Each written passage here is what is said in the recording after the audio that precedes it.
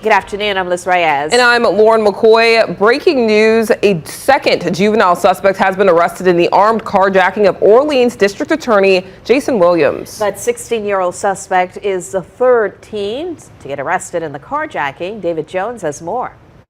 Listen, Lauren, 16-year-old Amaja Chewy Curtis was booked by NOPD last Friday in connection with the carjackings of Williams and his elderly mother, along with another woman last month. Curtis is the third suspect to be arrested for the carjacking. In an arrest warrant affidavit, investigators wrote a person with knowledge of the crimes told detectives both Chewy Curtis and another juvenile suspect, 16-year-old Dejon Curtis, are cousins and both participated in the carjackings. Records obtained by Fox 8 showed Chewy Curtis was arrested on November 14th for outstanding warrants for illegal possession of a handgun by a juvenile and for possession of a stolen handgun. A search warrant was executed at Curtis's home 3 days later, which uncovered ammunition and a gun's magazine in the teen's bedroom. He was then rebooked with the armed robberies of Williams and of another woman carjacked on Carondelet Street about 24 minutes later. Now, because Williams is a victim in this case, the State Attorney General's office has taken over the prosecution. A law enforcement source telling Fox 8 Curtis appeared today in juvenile court for a hearing